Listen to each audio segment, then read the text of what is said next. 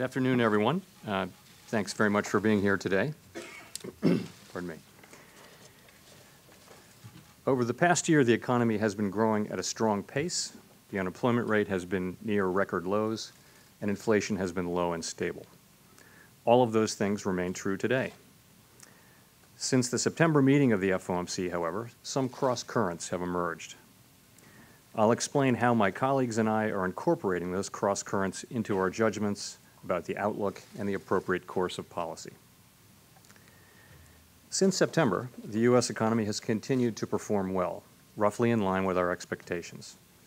The economy has been adding jobs at a pace that will continue bringing the unemployment rate down over time. Wages have moved up for workers across a wide range of occupations, a welcome development.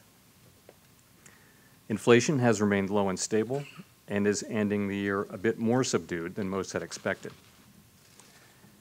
Although some American families and communities continue to struggle and some longer-term economic problems remain, the strong economy is benefiting many Americans.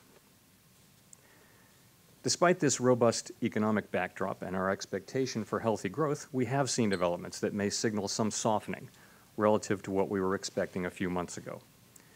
Growth in other economies around the world has moderated somewhat over the course of 2018, albeit to still solid levels. At the same time, financial market volatility has increased over the past couple of months, and overall financial conditions have tightened. That is, they have become less supportive of growth. In our view, these developments have not fundamentally altered the outlook. Most FOMC participants have instead modestly lowered their growth and inflation forecasts for next year.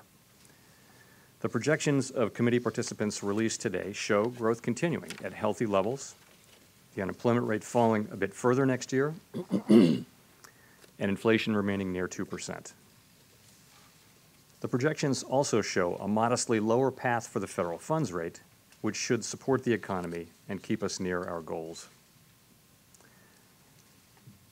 As the economy struggled to recover from the financial crisis and the subsequent recession, the committee held our policy rate near zero for 7 years to give the economy the best chance to recover. And the economy did recover, steadily, if slowly at times.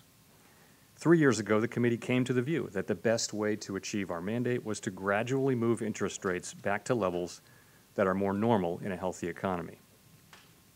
Today, we raised our target range for the short-term interest rates by another 1/4 percentage point.